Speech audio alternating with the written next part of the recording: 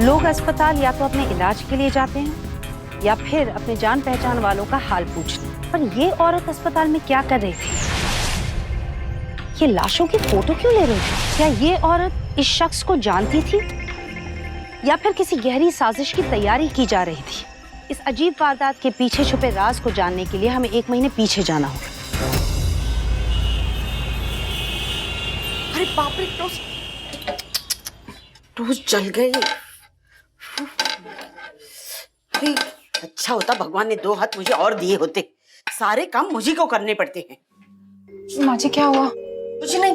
Sorry, वो मैं बबलू को तैयार कर रही थी। क्या करूँ, उसके स्कूल के लिए लेट हो रहा था ना। हाँ, बच्चे हमने भी संभाले और घर भी। हाँ माँ जी, लेकिन आजकल के बच्चे तो। ओहो, सुबह सुबह पार्लियामेंट जब अपने ही घर पर है तो मुझे न्यूज़पेपर की क्या जरूरत है ना? हाँ। क्या हुआ माँ? कुछ नहीं, मेरे हाथ जल रहे हैं। ओहो, इतनी सी बात तो मैं आज ले आऊंगा ना टोस्टर, क्यों चिंता कर रही हो तुम? टोस्टर ले आऊंगा। फिल्म दिखाने के तो पैसे नहीं तुम्हारे पास, टोस्टर ले आऊंगा। अरे पर क्यों गुस्सा हो रही हो? क्यों, तुम्हें टोस्टर ऑपरेट करना नहीं आता? फिल्म तो मैं अकेले देखने जाऊंगी, तुम्हारा तो मन बहलेगा ही नहीं। जो करना है वो तो मुझे ही करना है, मैं तो सेल्फिश हूँ। अरे हम दोनों फिल्म देखने जाएंगे, तुम क्यों इतना गुस्सा हो? क्यों इतना गुस्सा हो रही हो वैसे? गुस्सा नहीं हो तो और क्या करूं? पूरा दिन काम करती हूँ। सुबह उठो, बच्चे को तैयार करो, तुम्हारा सारा सामान रखो, पूरे घर का काम करो और उसके बाद माँ जी के ताने सुनो अलग। हाँ तो इस घर में ना मेरी कोई वैल्यू ही नहीं है, इससे अच्छी तो मैं माँ के घर पर थी। परेशान हो चुकी हूँ मैं। कम से कम माँ के घर पे ये सब तो नहीं झेलना पड़ता था मुझे। मेरी ना इस घर में कोई वैल्यू नहीं है। सुबह उठो, बेटा तैयार करो, खाना बनाओ और उसके बाद टोस्टर माँ के लिए, बीबी के लिए फिल्म नहीं।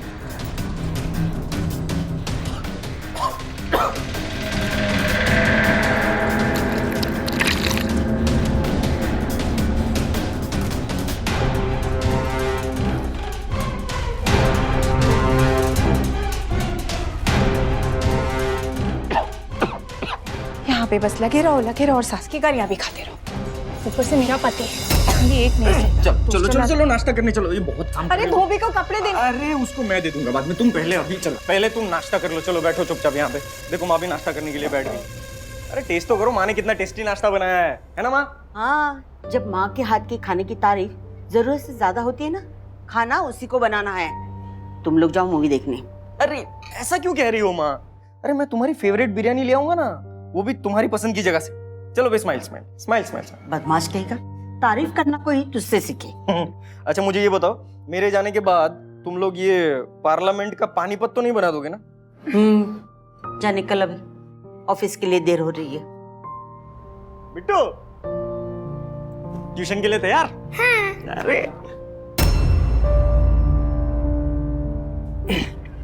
ट्यूशन में जाके मस्ती मत करना, टीचर की कोई कंप्लेन नहीं आनी चाहिए तेरे लिए। बाय।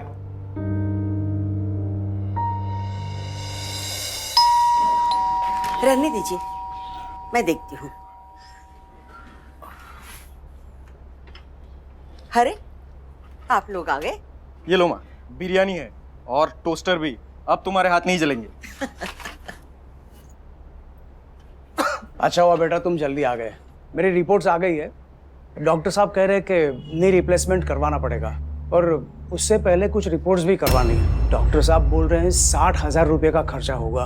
तो मैंने पूछा कि अगर नहीं पापा, आप अपॉइंटमेंट ले लीजिए, ये ज्यादा जरूरी है। हो जाएगा पैसों का, मैं मैनेज कर लूंगा। हाँ? अच्छा बेटा।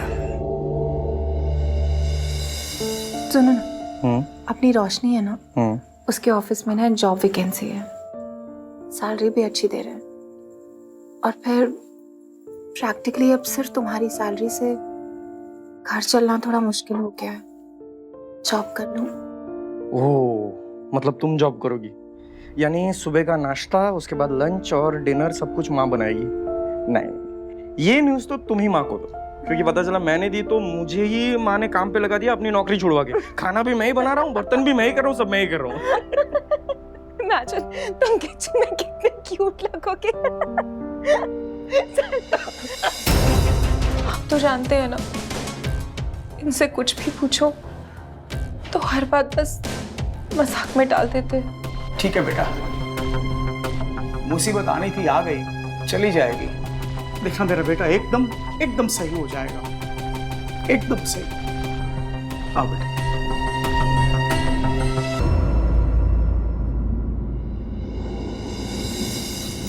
डॉक्टर साहब, प्रॉब्लम क्या है आप लोगों की? बीमारी बढ़ने का इतना वेट क्यों करते हैं आप लोग? 80% लिवर डैमेज हो चुका है, 80%। 80%? एंड आई एम श्योर कि काफी महीनों से वो ब्लीडिंग कर रहा होगा। ब्लीडिंग? देखिए, हमने ट्रीटमेंट शुरू कर दिया है, कुछ समय लगेगा दवाइयों का असर देखने के लिए। आप लोग घर जा सकते हैं।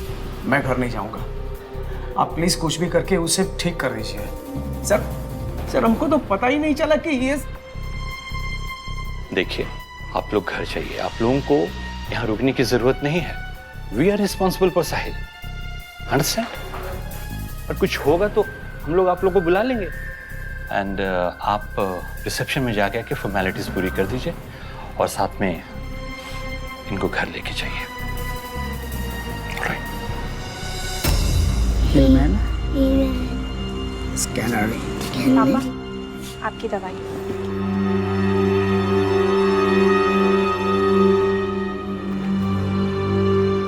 मम्मा, पापा कहाँ गए हैं?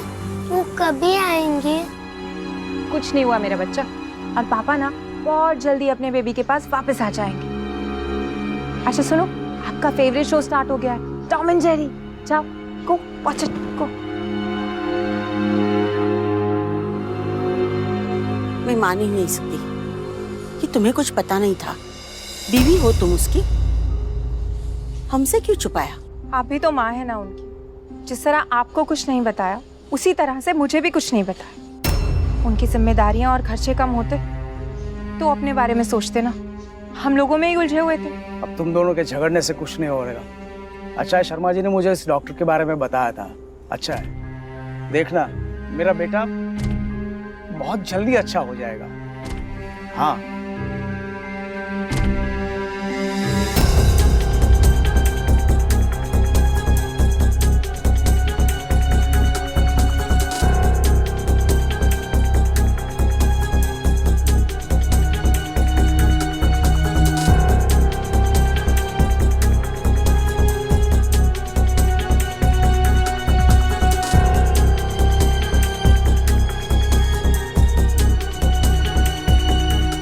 सर हम लोग ऑलरेडी 3 हैवी डोज दे चुके हैं, इससे ज़्यादा अगर हम। Don't worry.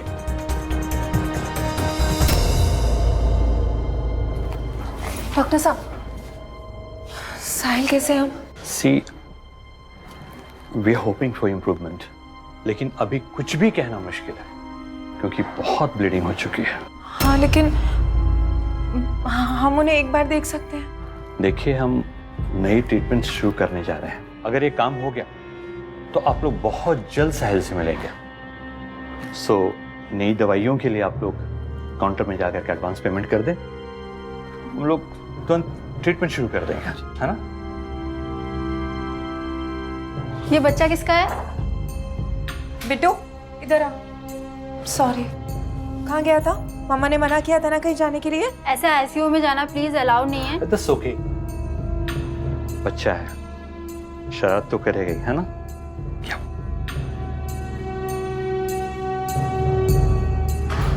Sister, yes. वो पेशेंट है ना साहिल, आईसीयू में।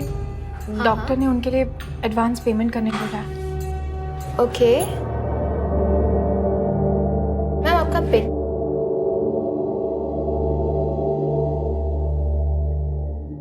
आपका डेबिट कार्ड चल नहीं रहा है, डिक्लाइन दिखा रहा है। और कोई कार्ड है क्या? नहीं, पैसे हैं अकाउंट में। वो कुछ प्रॉब्लम होगा, बाहर एटीएम है ना, मैं निकाल कर आती हूँ। ठीक है मैम।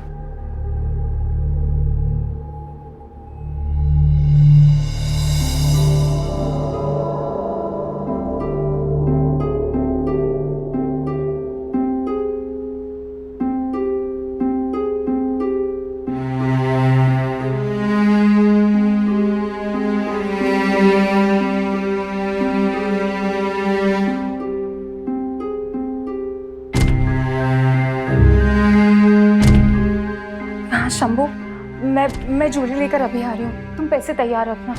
हाँ, मैं ये बात समझती हूँ कि पूरे पैसे आप नहीं दे पाएंगे, लेकिन कम से कम आधे पैसे तो दो इस ज्वेलरी के। शंभू कड़ा मैंने तुम्हारी दुकान से ही लिया था। हाँ, पर मैं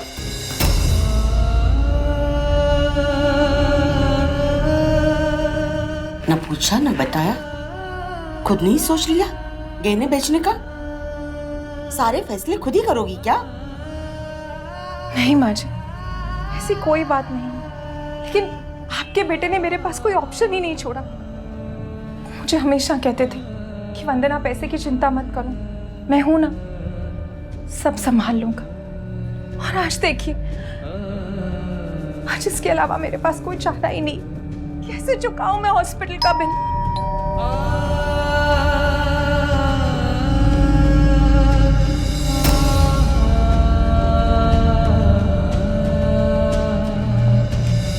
नमस्ते आंटी।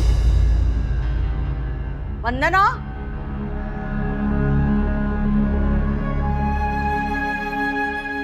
दीदी कैसी हो आप? देखना, कोई बात नहीं, सब ठीक हो जाएगा, आप रो मत। अंकल, बीमारी चाहे कुछ भी हो, लेकिन सेकंड ओपिनियन लेना बहुत जरूरी है। आप कहें तो मेरी जान पहचान में एक कोई जरूरत नहीं है, सबसे बेस्ट डॉक्टर यहाँ पे है और अच्छे से अच्छी ट्रीटमेंट हो रही है। और डॉक्टर ने कहा भी है कि अब साहिल को अच्छे करने की जिम्मेदारी अब वो लोग की है। अब पापा फिर से कभी नहीं आएंगे? लिटिल मास्टर, पापा क्यों वापस नहीं आएंगे? ऐसा नहीं बोलते, पापा बहुत जल्द वापस आएंगे। प्रॉमिस? प्रॉमिस। कितनी बार कहा है इसकी स्कूल चेंज कराओ, कुछ भी कहता रहता है। गुप्ता जी, सारी बीमारियां बाहर का खाना खाने की वजह से ही होती है ना? जी, आप बिल्कुल ठीक कह रही हैं। तो ये वंदना के हाथ में हर संडे बाहर खाना खाने जाते।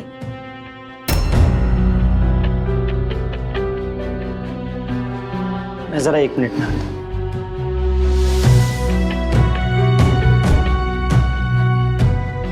दीदी, मुझे लगता है कि हमें सेकंड ओपिनियन ले लेना चाहिए।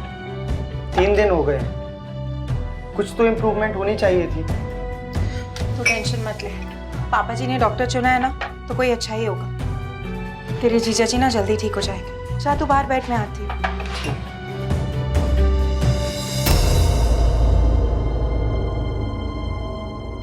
सर, सर ये मेडिसिन उनके घर वाले लेके आए हैं, ये बहुत ज्यादा है, क्या करना है इनका?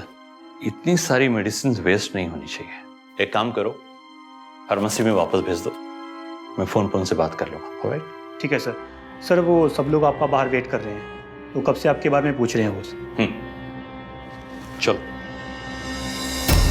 कॉन्ग्रेचुलेशंस, नई दवाइयों ने अपना काम करना शुरू कर दिया और मुझे लगता है कि कुछ ही समय में साहिल को होश भी आ जाएगा। डॉक्टर, एंडोस्कोपी की रिपोर्ट में क्या आया है? ट्रीटमेंट पूरी होने के बाद एंडोस्कोपी फिर से करना पड़ेगा। And doctor, what is the rate of liver function? वो तो इम्प्रूवमेंट होने के बाद ही कह सकते हैं। दीदी, अगर आपको एतराज ना हो तो मैं डॉक्टर गुहा से बात करके देखूं। डॉक्टर गुहा? वही ना जो मेडिकल कॉलेज में कंसल्टिंग डॉक्टर है, राइट? मैं उन्हीं के कॉलेज से मेडिकल कर रहा हूँ। ओह, फर्स्ट ईयर? जी। अगर आप लोग चाहें तो साहिल का इलाज आप डॉक्टर गुहा के हॉस्पिटल में करवा सकते हैं, मुझे कोई प्रॉब्लम नहीं है। मैं डिस्चार्ज पेपर्स बनवा देता हूँ। नहीं डॉक्टर, प्लीज, हमें कहीं और दिखाने की जरूरत नहीं है। साहिल अच्छा हो रहा है ना? हाँ, तो डॉक्टर प्लीज आप ट्रीटमेंट जारी रखिए। डॉक्टर, सीनियर डॉक्टर से इस तरह बात करते हैं? मैं जानता हूँ, this the best hospital, best treatment and best doctor. Sir please, हमें कहीं और जाना नहीं है, किसी को दिखाना नहीं, ट्रीटमेंट यहीं करेंगे sir, please. Sure, okay, thank you. Thank you doctor. Mummy, पापा आप कभी वापस नहीं आएंगे क्या? अरे बेटा ऐसा नहीं बोलते। या देखो, ऐसा नहीं बोलते। हाँ, को डॉक्टर भी गए ना, डॉक्टर साहब बहुत बड़े डॉक्टर हैं। हाँ, तुम्हारे डैडी को बहुत जल्दी अच्छा कर देंगे। हाँ बेटा, ऐसा नहीं बोलते। और बेटा, डॉक्टरों से सवाल पूछना कोई जुर्म तो नहीं ना, पर फिर भी कितनी बार हम चुप रह जाते हैं। दिल में उठे सवाल को दबा देते हैं, जैसे मुकेश जी कर रहे हैं, राकेश को चुप कर रहे हैं। पर क्यों, किसके डर से?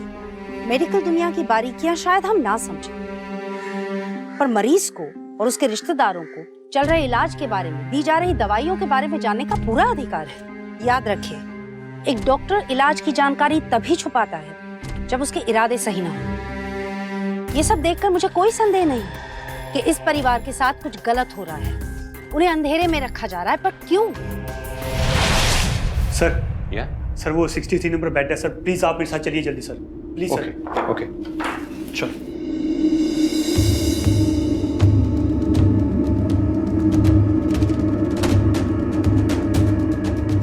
देखिए सर, अब तो बॉडी भी डिकम्पोज हो रही है सर, और ब्लड भी इजेक्ट हो रहा है। आफ्टर ऑल सर 2 दिन हो गए डेथ हुई। अब सर इससे ज़्यादा और रखेंगे तो सर रिस्क हो जाएगा, और बॉडी भी अब स्मेल कर रही है। चिंता मत करो, I know how to handle them. वैसे भी हर चीज का एक सही वक्त होता है।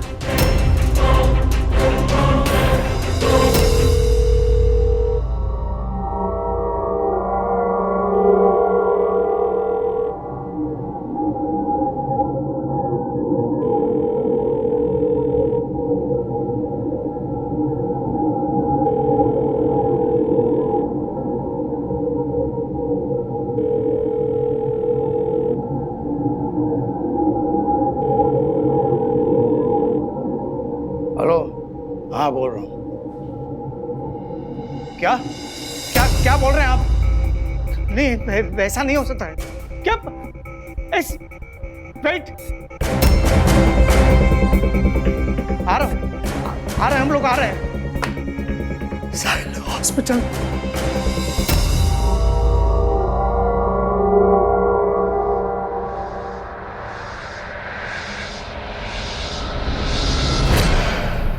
डॉक्टर, देखिए, अचानक से मेडिसिन ने काम करना बंद कर दिया है। उसकी हालत पहले से भी ज्यादा खराब हो चुकी है। अब ऑपरेशन करना बेहद जरूरी है। आप लोग जल्दी से डिसाइड कीजिए प्लीज। ऑपरेशन अचानक से? डॉक्टर, खर्च कितना होगा ऑपरेशन पे? देखिए, ये समय खर्च के बारे में सोचने का नहीं है। 50,000 रुपये जमा करवा दीजिए, बाकी का हम देख लेंगे, है ना? लेकिन ऑपरेशन करना बहुत जरूरी है। क्या करें? 50,000? 50,000 बहुत ज्यादा है। मुझे कुछ नहीं पता, मुझे मेरा साहिल चाहिए। तुम उसका ऑपरेशन करवाइएगा ना प्लीज। मेरा बेटा कितनी तकलीफ में होगा पता नहीं।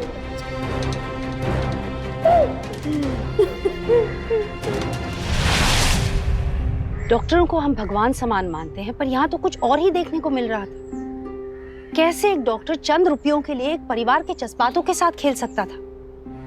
कैसे इंसानियत लालच में आकर गिर सकती थी? यहाँ तो एक परिवार अपने बेटे को बचाने की कोशिश कर रहा था।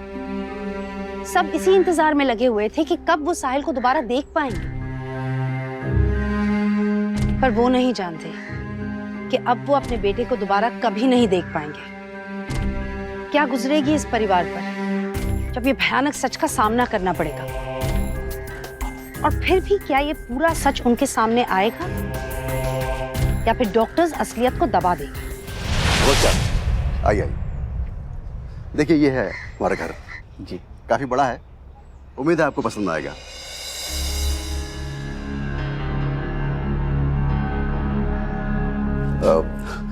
ये मुकेश जी हैं। ये घर इन्हीं का है। इसी लैम्प शेड में पढ़ कर साहिल को बहुत बड़ा मोटा सा चश्मा आ गया था, बहुत मोटा सा। वैसे ऐसे ये घर बहुत अच्छा है, और कारपेट एरिया भी। और ये देखिए आप। आइए, अंदर आइए।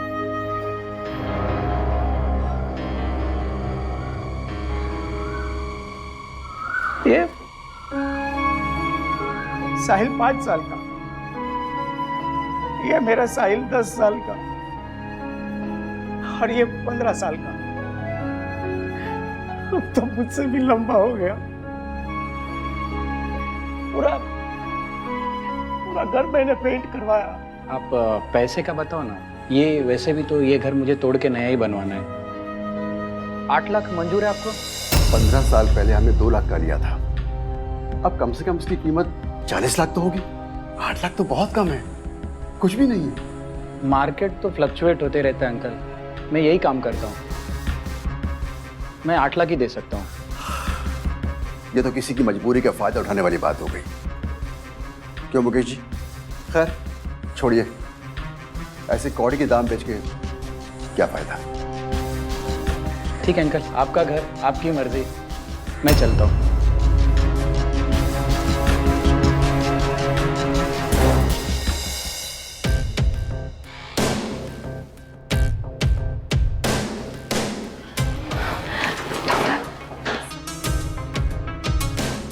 I'm sorry.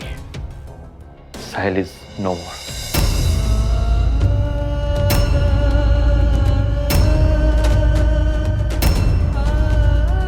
मम्मी पापा को क्या हुआ? डॉक्टर मम्मी बोलो ना, मम्मी मम्मी पापा को क्या हुआ? मम्मी बोलो ना मम्मी। आप कंफ्यूज है डॉक्टर, आप कंफ्यूज है। अरे मेरा बेटा शायद सो रहा होगा, उसे उठाइए, वो जाग जाए। ऑपरेशन के बाद आदमी सही हो जाता है। वो शर्मा जी भी ऑपरेशन के बाद सही हो गए थे ना, मेरा बेटा भी हो जाएगा। तो आप डॉक्टर प्लीज मुझे बताइए तो सही कि मेरा बेटा ठीक तो है ना? देखिए सर, ऑपरेशन सक्सेसफुल ही था, लेकिन साहिल शॉक ले नहीं पाया और ऑपरेशन टेबल पे ही वो। अरे तो दूसरा ऑपरेशन कीजिए ना। मैं आपको बोलता हूँ, इस वक्त वो आपको कुछ ना कुछ चहल पहल दिखाएगा। मम्मी मम्मी पापा को क्या हुआ? बोलो ना मम्मी। डॉक्टर अब प्लीज क्यों समझते नहीं है?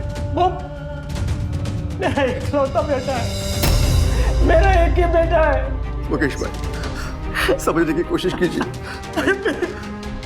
आइए मुकेश भाई, हमारी जिंदगी का वो अकेला सहारा है। डॉक्टर संभालिए अपने आप को।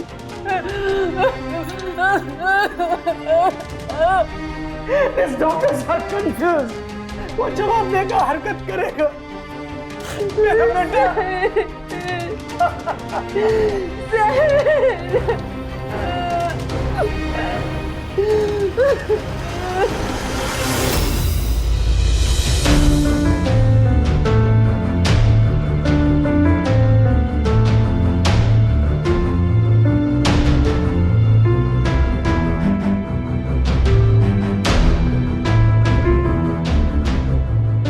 मिसेस वंदना,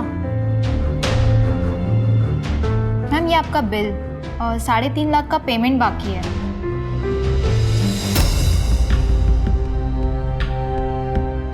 वो डॉक्टर ने कहा था आईसीयू का पैसा और इनके ऑपरेशन का पैसा भी, सब पेमेंट तो मैंने एडवांस ही आपको ही दिया था ना। सही है मैम, लेकिन मेडिकल के चार्जेस, इतने दिन आईसीयू के चार्जेस और ऑपरेशन का मिला के राउंड ऑफ 3.5 लाख बनता है मैम।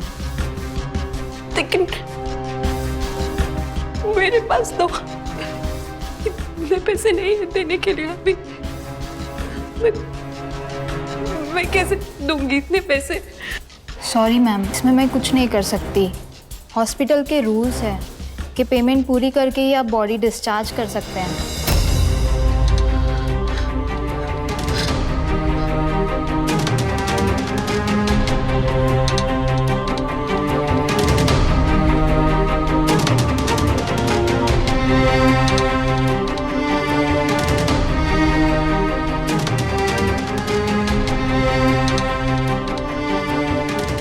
देखिए भाई साहब, आप बाद में भी हमें पैसे देने ही वाले, और इस वक्त तो हमें पैसों की बहुत ज़्यादा ज़रूरत भी है। आप प्लीज़ कुछ कीजिए ना। वो बात आपकी सही है मैडम, पर मैं खुद जितना दे सकता था वो एडवांस में पहले ही दे चुका हूँ।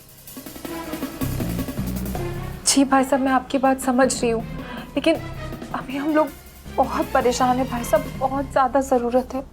ठीक है, मैं कुछ करता हूँ। जी भाई साहब। बोलो बेटा। मम्मा, आपने मुझसे झूठ बोला था ना? दादू ने भी मुझसे झूठ बोला था, सबने मुझसे झूठ बोला था। डैडी अब वापस नहीं आएंगे ना? सॉरी बेटा, पर बच्चा, मम्मा ही आपकी मम्मा है। मम्मा ये आपके पापा भी है? नहीं मम्मा, मैं समझ गया था उस दिन आईसीयू में। डैडी कुछ बोल भी नहीं रहे थे और उनकी आईज क्लोज थी और उनका हैंड कोल्ड था।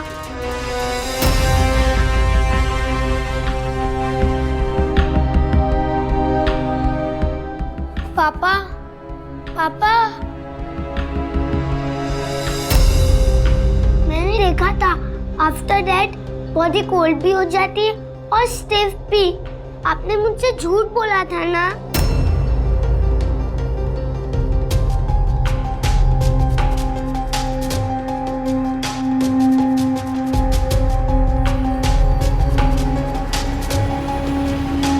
मुकेश भाई, मैं आपको आधा अमाउंट तो दे सकता हूँ और इससे ज्यादा तो मेरे पास है भी नहीं।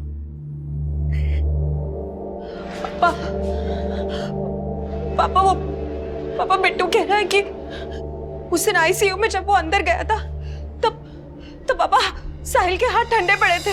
पापा इसका मतलब ये हुआ कि जब वो अंदर गया था तब तक साहिल, पापा मतलब डॉक्टर हमें बेवकूफ बना रहे। ये तुम कैसे कह सकती हो बेटे? बिट्टू कह रहा है पापा, उसने खुद देखा था। बिट्टू तो बच्चा है। अरे आईसीयू में एसी तो होता ही है, तुम तो समझदार हो बेटे। पापा वो मुझे नहीं पता, लेकिन आप खुद सोचिए, हम लोगों को उन लोगों ने एक बार भी साहिल से नहीं मिलने दिया, लेकिन बाकी सारे विजिटर्स पेशेंट्स को मिल पा रहे थे। पापा आपको याद है उस दिन राकेश ने डॉक्टर से कहा था सेकेंड ओपिनियन लेने के लिए, उसके टीचर डॉक्टर गुहा से मिलने के लिए, लेकिन डॉक्टर ने मना कर दिया। पापा मुझे पक्का यकीन है वो लोग हमें बेवकूफ बना रहे हैं। पापा बेटा अब क्या फर्क पड़ता है, मेरा बेटा तो चला गया, कभी वापस नहीं आएगा। सिर्फ एक बार अपने बेटे को क्या घर लाना चाहता हूँ बेटा।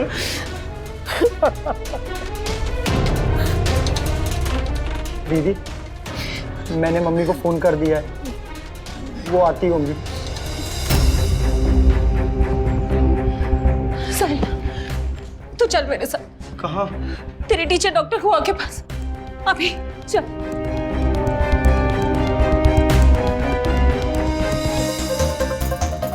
बहुत सोच करके भी अजीब लग रहा है कि कोई डॉक्टर ऐसा कर सकता है।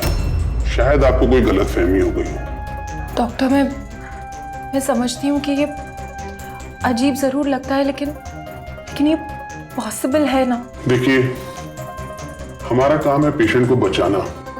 नहीं, मैं आपकी बात समझ रही हूँ, आप जो कह रहे हैं, लेकिन ये जो डॉक्टर है ना, ये बाकी डॉक्टर्स जैसे नहीं है। क्या आपने बॉडी को देखा है? No sir. यही तो सबसे अजीब बात है, डॉक्टर्स ने ट्रीटमेंट एकदम कॉन्फिडेंशियल रखा। हमें जीजा जी को एक भी बार देखने तक नहीं दिया है, और अभी भी हम उन्हें देख नहीं सकते। उस हॉस्पिटल में हमें सब पहचानते हैं, मैं वहां जाकर के भी कुछ नहीं कर सकता हूँ। पर डॉक्टर, क्या कोई ऐसा तरीका नहीं है जिससे हम ये पता लगा सके कि डेथ हुई कब थी? डेथ को जब काफी समय हो जाता है ना, उसमें बॉडी में स्वेलिंग हो जाती है और बैक्टीरियल इन्फेक्शन भी होने लगते हैं, बॉडी का रंग भी काला पड़ने लगता है। फिर भी अगर मैं एक बार उसको देख लूं तो मैं बता सकता हूँ इसको कितना समय हुआ है।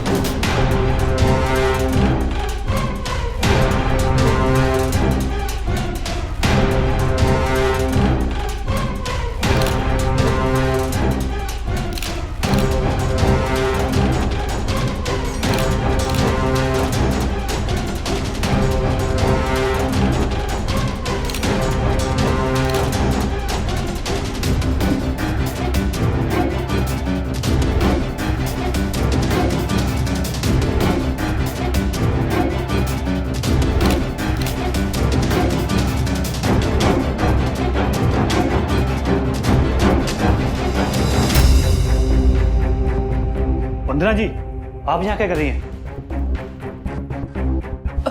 जी वो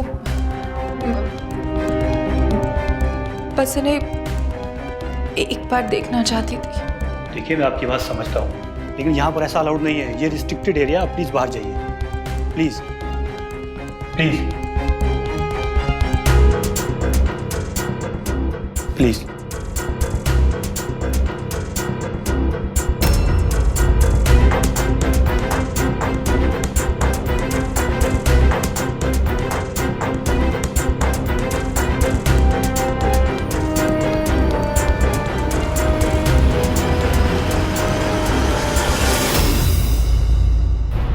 पापा, देखा देखा मेरा बेटा, हम लोगों को पैसे की तकलीफ ना हो इसके लिए वो पैसों का इंतजाम करके गया है। उसके ऑफिस के कुछ दोस्त लोग आए थे, इंश्योरेंस के पैसे हमें 15 दिन में मिल जाएंगे। तब तक मामा जी हमें उधार देंगे। चलो चलो हम साहिल को लेके आते हैं। नहीं पापा, हॉस्पिटल वालों ने हमारे साथ धोखा किया है। मैं उन्हें 1 रुपया भी नहीं दूंगी। आप लोगों को पता है, मैं भी डॉक्टर गुहा से मिलकर आ रही हूँ और उन्होंने भी कंफर्म किया कि साहिल तो थोड़े दिन पहले ही। क्या? पता, डॉक्टर्स ने हमसे झूठ बोला। थोड़े से पैसों के लिए हमें इतना बड़ा धोखा दिया उन लोगों ने, और हम लोग आईसीयू के बाहर बैठे हुए पागलों की तरह उनकी जिंदगी की दुआएं मांग रहे थे। वो तो हमें कब का छोड़ के जा चुके थे पापा। सबने मिलके हमारे साथ धोखा किया। ये देखिए पापा, देखिए मामा जी। मुझे कुछ नहीं देखना है पापा, एक बार तो देखिए। मैंने तुम्हें कहा ना, जो हो गया सो हो गया। हाँ, मेरा बेटा तो चला गया, वापस नहीं आने वाला है। पापा, उन लोगों ने हमें धोखा दिया है पापा। मजाक बनाया साहिल की मौत का आप लोग।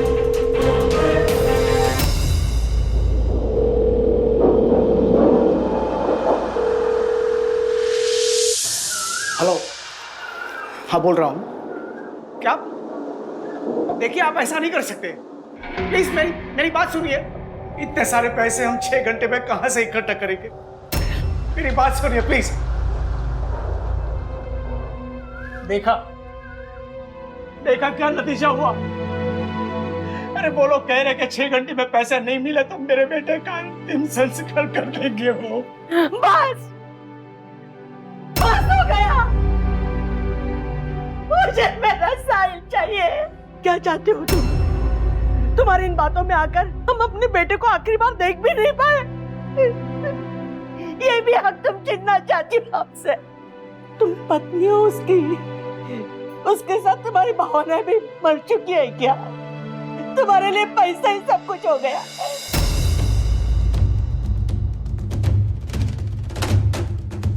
इंस्पेक्टर साहब, मुझे एफआईआर लिखवानी है। जी बताइए। साहब, मेरा बेटा हॉस्पिटल में खून की उल्टियां हो रही थी उसे। मेरे बहू ने उसे कुछ पिलाया और वो मर गया साहब। क्या? देखिए, हर घर में झगड़े होते हैं, लेकिन आप ऐसा मत सोचिए कि। नहीं साहब, आप समझ क्यों नहीं रहे? मेरे बहू ने उसे जहर पिला दिया।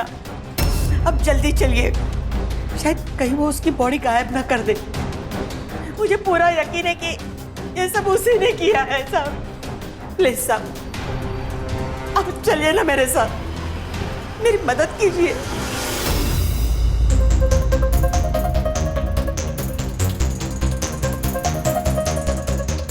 इंस्पेक्टर, क्या हुआ इंस्पेक्टर? Any problem? हमें मिस्टर साहिल की डेड बॉडी चाहिए। देखिए, ये एक मर्डर केस है।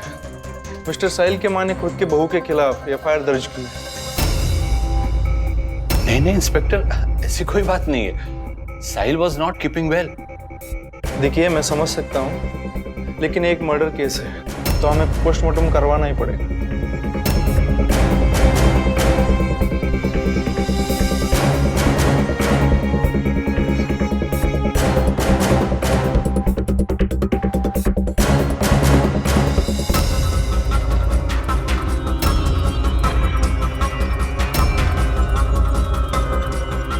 पत्नी हो उसकी, उसके साथ तुम्हारी भावना भी मर चुकी है क्या?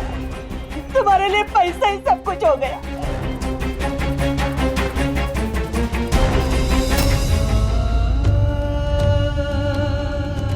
नहीं माँ, नहीं पापा, मैं ये सब कुछ पैसे के लिए नहीं कर रही हूँ, ना ये सब कुछ मैं आपके लिए या मेरे लिए कर रही हूँ। मैं ये सब कुछ साहिल के लिए कर रही हूँ। आज तक साहिल ने हम लोगों पर कभी कोई भी मुसीबत नहीं आने दी, सब कुछ खुद अकेले झेलते हैं। माँ, अपराध करने वाले से बड़ा अपराधी अपराध सहने वाला होता है पापा। मैं लड़ूंगी, मैं साहिल के लिए लड़ूंगी।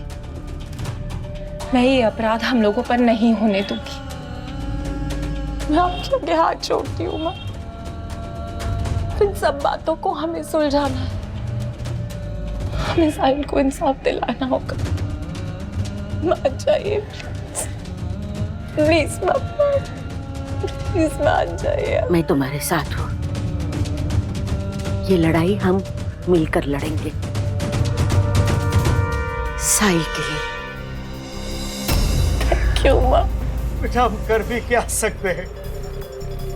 6 घंटे में बोलो। वो डॉक्टर, उस डॉक्टर की बहुत जान पहचान है, हम कभी कुछ प्रूव नहीं कर पाएंगे, सिर्फ पोस्टमार्टम से ही प्रूव हो सकता है। तो इसका मतलब ये हुआ राकेश कि मर्डर केस में पोस्टमार्टम करना कंपलसरी होता है, राइट?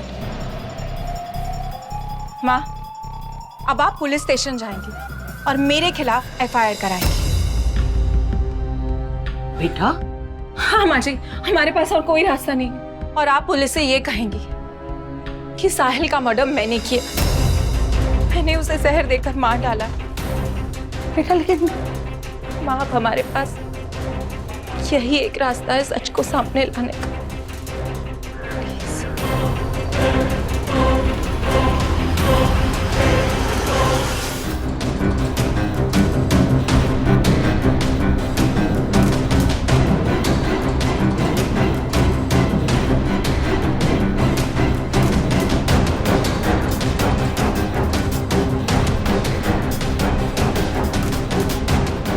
हवलदार ले चलो इन्हें। अरे हमें क्यों? शर्म आनी चाहिए तुम्हें। तुम जैसे डॉक्टरों की वजह से सैकड़ों डॉक्टर बदनाम होते हैं जो दिन रात मरीजों की सेवा करते हैं, उनको नई जिंदगी देते हैं। जिन्होंने ये प्रोफेशन समाज सेवा के लिए किया है, लोग उन पर भी शक करते हैं तुम्हारे जैसे लालची और गिरे हुए डॉक्टर की वजह से। डॉक्टर होके जैसा काम करते हो, एक मरे हुए आदमी के परिवार से पैसे ठग रहे थे, इतने दिन हो गए थे उसको मर के, और तुम लोग डेथ सर्टिफिकेट परसों का दे रहे हो। चलो लॉकअप में, तुम्हारी अच्छी खातिरदारी करता हूँ मैं, ले चलो इन्हें। मजाक बनाया तूने मेरे पति की मौत का, और साथ ही साथ अपने इस प्रोफेशन का भी। क्या समझ के रखा था तूने? हम लोग तुझे पैसे दे देंगे? मेरे पुत्र की कमाई थी वो ऐसे कैसे दे देती मैं तुझे? तू अपनी तुझ जैसे घटिया डॉक्टर्स को ऐसे पहन के घूमने का, अपनी डिग्री को इस्तेमाल करने का। तुझे तो मौत से भी गंदी सजा होनी चाहिए। तेरी मौत पे तेरी फैमिली को भी कुछ नहीं मिलना चाहिए। लेके जाओ उसको यहाँ से। हटिए अब।